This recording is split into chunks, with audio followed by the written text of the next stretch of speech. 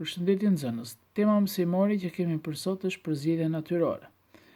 Kompetencat në këtë temë mësimore janë: përshkruan se çfarë është përzgjedhja natyrore, përshkruan evolucionin si ndryshimi i tipareve në natyrë përshtatëse në kohë, kupton procesin e përshtatjes së organizmave me mjedisin.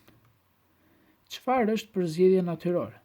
Përzgjedhja natyrore është procesi me anë të cilit organizmat e gjallë përshtaten ndaj mjedisit ku jetojnë. Ky proces rrit mundësinë që organizmat të riprodhohen dhe të lënë pasardhës duke mbartur gjenet e tyre. Studiuesi themelor për përzgjedhjen natyrore është Charles Darwin. Si u bë përzgjedhja natyrore? Variacioni brenda popullatave të ndryshme përdoret si koncept për të përshkruar ndryshimet që janë të pranishme në një popullat të caktuar organizmash.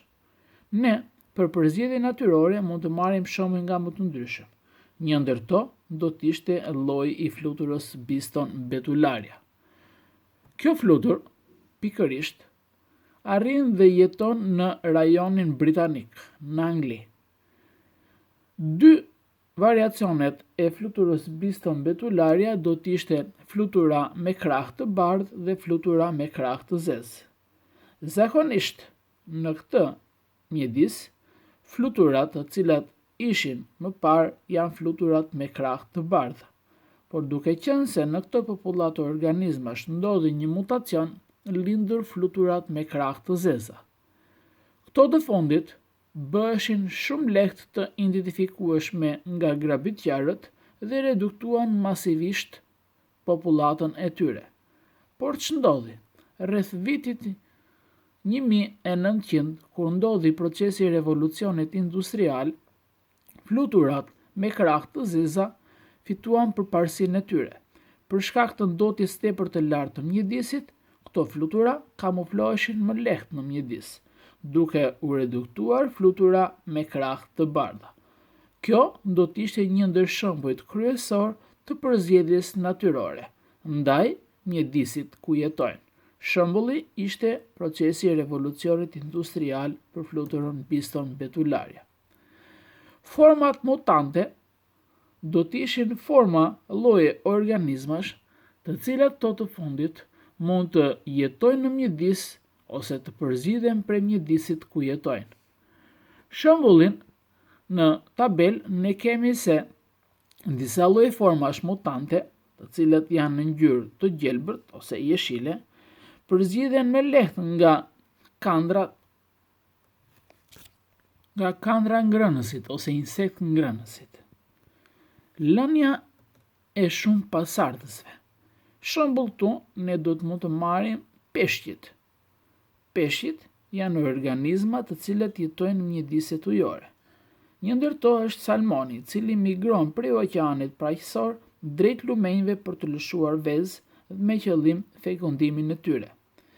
Femrat prodhojnë miliona vezë dhe shumica e tyre fekondohen nga meshkujt.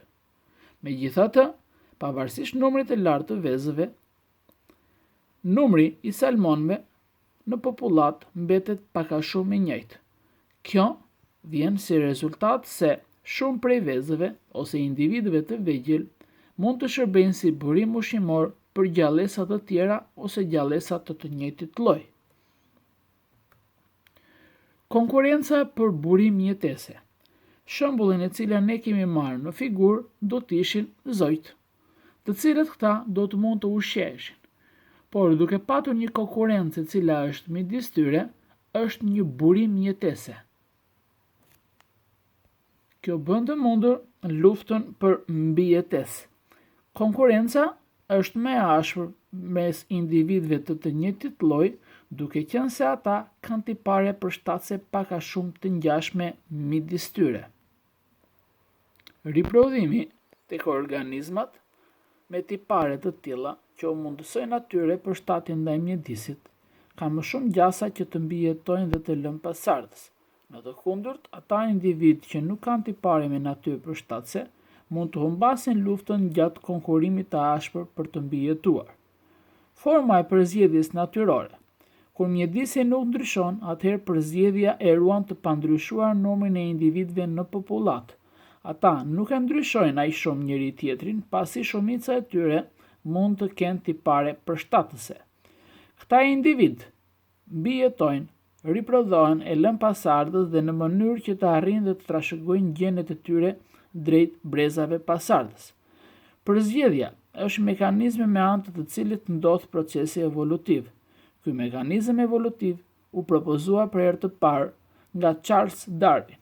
Evolucioni është procesi i përshtatjes së organizmave ndaj mjedisit. Detyra që keni për këtë temë mësimore është Ushtrimi 2, faqe 89. Faleminderit.